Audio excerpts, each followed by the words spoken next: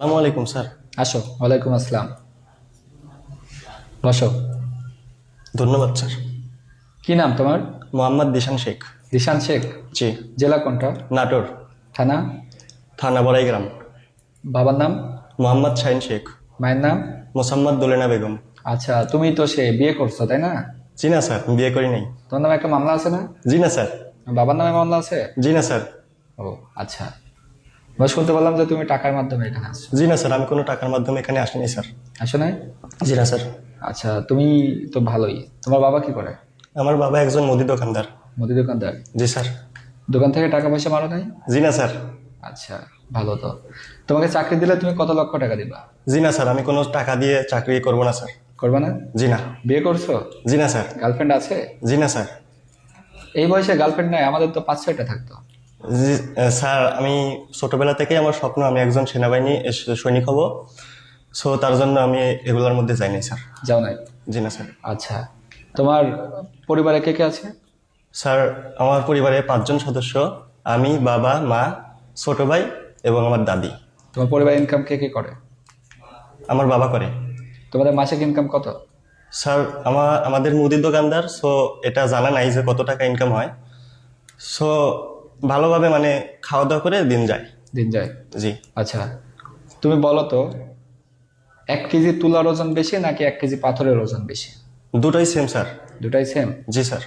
আচ্ছা, তুমি বলো, এই রুমের ভিতরে একটা ফ্যান চলতেছে, জি। একটা দরজা আছে। জি। এখন এই ফ্যান চলতেছে, ফ্যানের বাতাস চতুর্দিকে যাচ্ছে, হ্যাঁ। কোন দিকে বাতাস বেশি যাচ্ছে?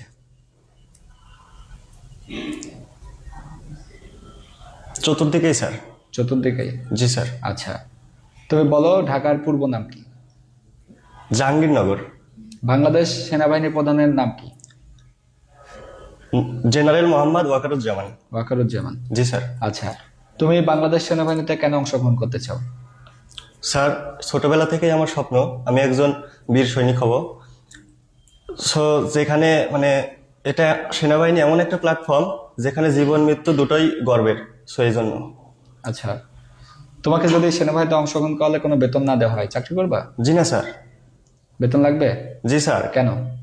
কারণ স্যার, আমি যদি সৈনিক না হতে পারি, সো এটা দেশের জন্য তেমন কোনো ইফেক্ট দেখা দিবে না। বাট আমি যদি বেতন ছাড়া কাজ করি, এটা আমার পরিবারের জন্য মানে হয়ে উঠবে না স্যার এরকম ভাবে।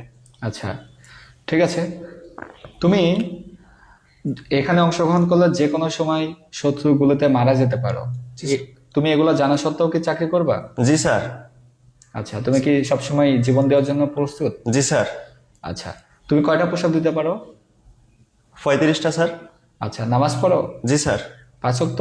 জি। তুমি কোনো সূরা জানো? জি স্যার। আচ্ছা, তুমি আই ছেলেরা আই মেয়েরা কবিতা বলো তো।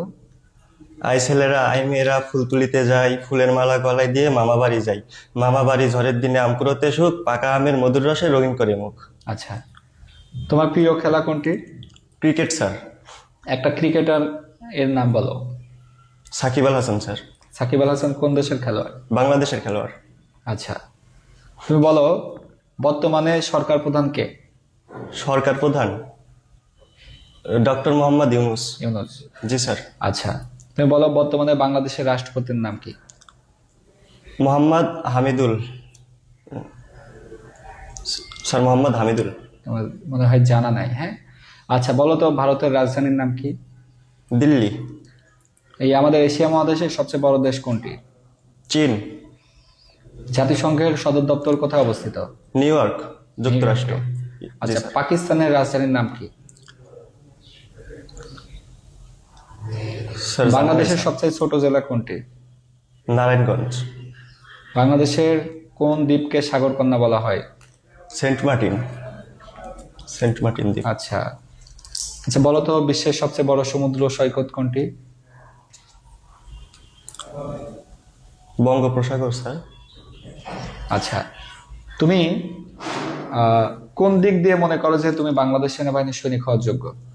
স্যার, আমি ফিজিক্যালি ফিট এবং আমার মনোবল অনেক ভালো। আমি মনে করি যে আমি বাংলাদেশের একজন সৈনিক হলে ভালোভাবে সেটা করতে পারবো আর কি।